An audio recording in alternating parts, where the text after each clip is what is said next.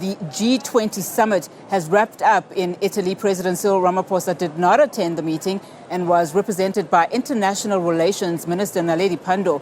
The 20 developing and developed nations focused on climate change, COVID-19, and rebuilding the global economy. For more on the meeting and the upcoming COP26 summit in Glasgow, Scotland, we are now joined by our international editor, Sophie Mokwena. Sophie, thank you so much for your time. Now, of course, we knew that President Cyril Ramaphosa was not going to attend this meeting because of the elections, but perhaps talk to us about what are the outcomes of the G20 summit. Well, as you have pointed out, Unat, yes, indeed, the big story is the local government elections in South Africa, but there are other big stories happening around the world, the stories that also affect South Africa. The G20 Summit, you know, South Africa is the only African country who is a member of the G20 leaders or the G20 group. And therefore, unfortunately, this time around, the president couldn't go to the G20 meeting. But we have Dr. Naledi Pandor, the International Relations Minister, who is representing South Africa in that summit that ends today. Of course, there were highlights of the summit. The focus mainly was around the climate change. You know that on Monday, COP26 is starting. And therefore, world leaders making a commitment that they will ensure that there are deliverables in terms of fighting carbon emission. But other developing countries will have a different view on that matter. They also discussed the issue of the global economy, particularly after the COVID-19 pandemic that has affected the global economy.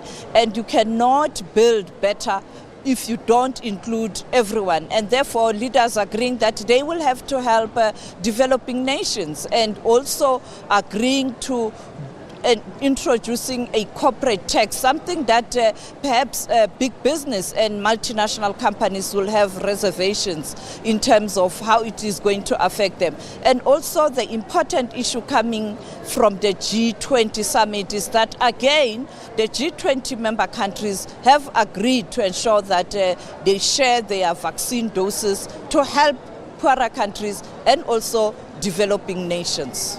You know, Sophie, there's always commitments that are made in these summits. You know, how do you ensure that implementation of these, becomes outcomes, and particularly when it comes to leadership?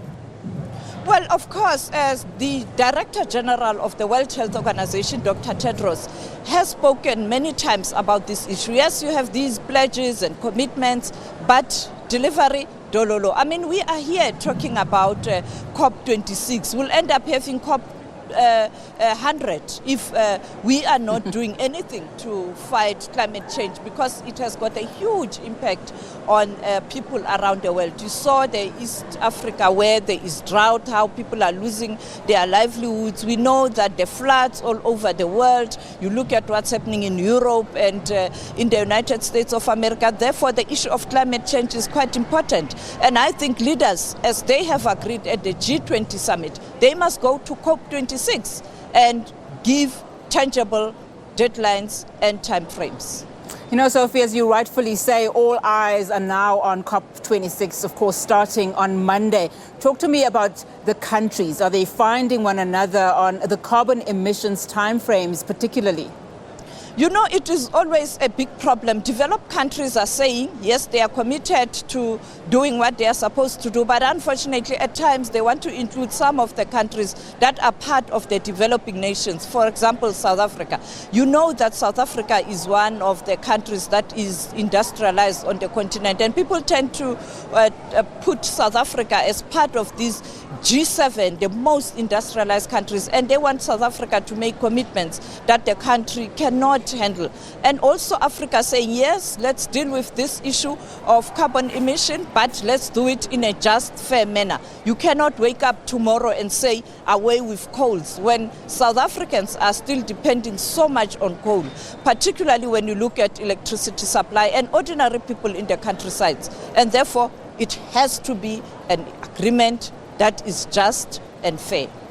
Sophie Mokwena, thank you so much for that update and that analysis. That's our international editor, Sophie Mokwena. Of course, talking about the G20 Summit has wrapped up in Italy. Also, the COP26 Summit in Glasgow that's happening on Monday. Of course, all eyes will be on that one.